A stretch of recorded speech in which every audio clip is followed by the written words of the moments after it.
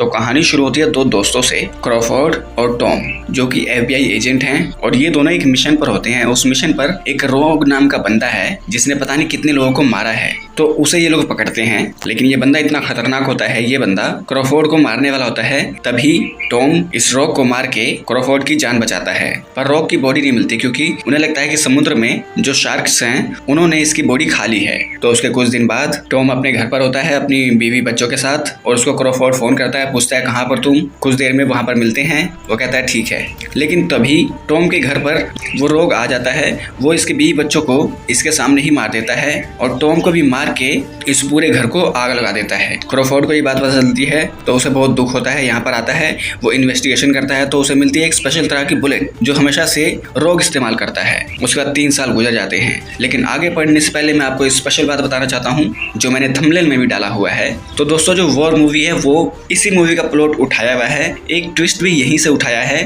But ये जो movie है, जो वॉर मूवी थे, उससे ज्यादा ट्विस्ट इस मूवी के अंदर है और पूरा का पूरा प्लॉट यहीं से उठाया हुआ है। बस कुछ माइनर से चेंजेस हैं। अब आप पूरी ये मेरा रिकैप देखोगे तो आप समझ जाओगे। अभी तक आपने ओपल देखा है, अब आप लोग एप्पल देखो, मतलब ओरिजिनल प्रोडक्ट देखो। तो 3 साल गुजरने के बाद 2 गैंग हमारे सामने आती हैं, एक है चैंग और एक है शीरो, जिनकी आपस में अराइवली है। तो शीरो गैंग के मेंबर्स एक जगह पर कुछ मीटिंग कर रहे होते हैं, तभी वहां पर आता है रोग, और रोग शीरो के सारे बंदों को मार देता है। फिर यहाँ पर क्रॉफोर्ड आता है और वो देखता है कि ये तो वही गोलियां इस्तेमाल हुई हैं जो 3 साल पहले मेरे दोस्त के मर्डर में इस्तेमाल हुई थी। वो एक बंदे को मार के तहकीकात करना शुरू करता है, अपनी पूरी टीम को बुलाता है और पूछता है रोग की और इन्फॉर्मेशन है तो यहाँ पर शेयर करो। उसने शीरो को बंदों को मारा है और हो सकता है किसी और नहीं मारा हो, क्योंकि चैंग और शीरो दोनों गैंग आपस में लड़ते रहते हैं। तो हमें पता लगाना है ये किसने किया है। तो वो लोग पता लगाते लगाते इस रोग के ऊपर इनकी नजर जाती है और हमें दिखाया जाता है हमारा ये हीरो जो रोग है वो चैंग के लिए काम करता है और चैंग के कहने पर ही उसने शीरो को बंदों को मारा। उधर में शीरो दिखाया जाता है। शीरो अपनी बेटी को कहता है सैन फ्रांसिस्को में हमारे बहुत सारे घोड़े जाने वाले हैं, तो वो रिसीव करने के लिए तुम जाओगी। वो कहते हैं ठीक है। लेकिन रास्ते में ही वो घोड़े चोरी हो जाते हैं और इस चोरी में जिसका हाथ होता है उसको क्रॉफोर्ड पकड़ता है और तहकीकात करने की कोशिश करता है। ये बंदा बताता है कि वो सब रोग ने किया है। इधर शीरो की बेटी कीरा बहुत गुस्से में है, अपने लोगों से कह रही है कि सालों ढूंढो हमारे घोड़े कहाँ हैं जिनकी कीमत बहुत अधिक है। और तभी क्रॉफोर्ड को फोन करता है रोग और कहता है कि मुझे इस जगह पर आकर मिलो और जो तुम ढूंढ रहे हो शीरो के घोड़े वो वही मिलेंगे। फिर क्रॉफोर्ड सर्च वारंट लेकर उस जगह पर पहुंचता है जो इसने बताया था और पूरी जगह की छानबीन करता है और वहाँ कुछ भी नहीं मिलता। और क्रॉफोर्ड रोग को धमकी देता है, कहता है कि साले तेरे वजह से मेरे दोस्त को मरना पड़ा, तूने उसके बीवी बच्चों को जिंदा जला दिया, मैं तुझे छोड़ूंगा नहीं, बस मुझे एक छोटा सा सबूत मिलने दे, देख मैं तेरी क्या हालत करता हूँ। ऐसा करके वो बहुत धमकी देता है रोग को। उसके बाद कुछ नहीं मिलने के बाद यहाँ से इन्हें जाना पड़ता है और उसके बाद हमें दिखाया जाता है कि चैंग के लोगों पर शीरो ने अपने बंदे भेज दिए हैं चैंग को मारने के लिए और भी उनके बीवी बच्चों को मारने के लिए, लेकिन उन्हें बचाता है रोग। उसके बाद चैंग अपने बंदों को भेजता है शीरो के बंदों को मारने के लिए और वहां पर गैंग वॉर शुरू हो जाता है और वहीं पर पहुंचता है क्रॉफोर्ड इन्वेस्टिगेशन करने के लिए और आधी फिल्म गुजर जाती है। और उसके बाद आता है फिल्म में एक प्लॉट ट्विस्ट। ये जो हमारा रोग है वो चैंग के लिए काम नहीं करता,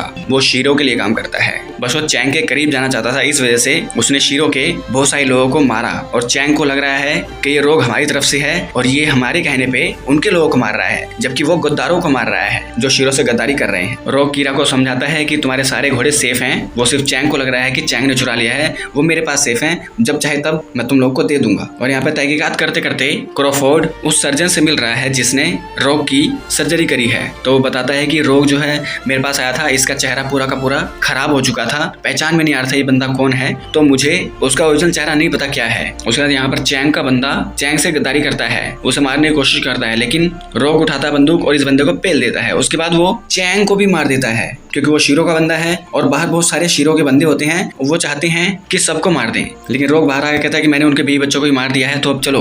लेकिन ये बंदे कहते हैं नहीं, हमें चेक करना है तुमने उनके बीवी बच्चों को मारा कि नहीं मारा। तब यहाँ पर रोग शीरो के सारे बंदों को मार देता है और चैंग के बीवी बच्चों को एक गाड़ी में बैठाकर उन्हें सेफली भेज देता है। लेकिन इन पर नजर रखी हुई थी क्रॉफोर्ड के लोगों ने, जिन्होंने जगह जगह इसकी फोटो खींची और इन्हें पता चल गया कि ये बंदा शीरो को धोखा दे रहा है। तो सैन फ्रांसिस्को में कीरा के पास शीरो आता है। अब सैन फ्रांसिस्को भी इनके हाथ में है मतलब जिनके साथ इसकी अराइवली थी चैंग, उसकी गैंग खत्म हो चुकी है। अब पूरे शहर पर शीरो और उसकी बेटी का राज है। और तभी यहाँ पर आता है क्रॉफोर्ड और वो बताता है कि जो तुम्हारा घोस्ट है वो तुम्हारी साइड से नहीं है, वो उनकी साइड से है, चैंग की, और ये दोनों की साइड से है, तो तुम्हारा चूतिया काट रहा है। ये कह के आग लगा के ये चला जाता है। फिर यहाँ पर आता है रोग, शीरो को उसके घोड़े देता है जो सोने के होते हैं, और शीरो वो घोड़े लेता है और अपने बंदों से रोग को पकड़ाता है। कहता है कि सही नहीं चलेगा, मार दो, क्योंकि ये गद्दार है। लेकिन रोग यहाँ पर सबको बड़े ही स्टाइल से पेलता है। सबको मारने के बाद ये आता है शीरो के पास और शीरो उसको पूछता है कि तुमने ये सब क्यों किया, इतना ड्रामा, इतना टिटिम्मा,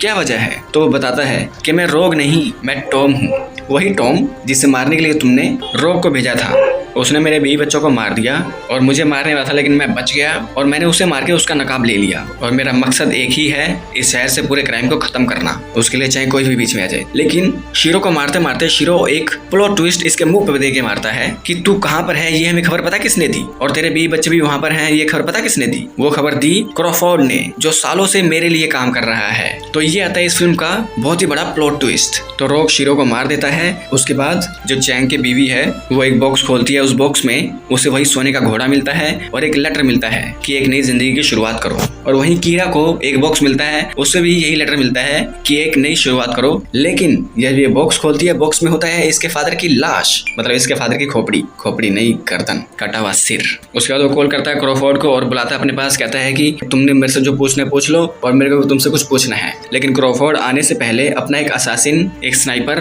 पहले ही बैठा देता है कि मेरी जब उससे लड़ाई हो तुम उसको जान से मार देना। तो इन दोनों की लड़ाई होनी शुरू हो जाती है। बहुत लड़ने के बाद ये दोनों थक जाते हैं और थकते थकते रोग पूछता है कि तुमने टॉम के साथ गद्दारी क्यों की, उसे क्यों मरवाया? तो क्रॉफोर्ड बोलता है कि देखो, मैं उसे नहीं मरवाना चाहता था, मैं चाहता था कि शीरो से उसको धमकाए ताकि वो इस केस से दूर हट जाए। मुझे अगर पता होता कि वो उसे जान से मार देगा तो मैं ये एड्रेस कभी नहीं बताता। उसके रोग अपनी सच्चाई रिवील करता है कि मैं टॉम हूँ।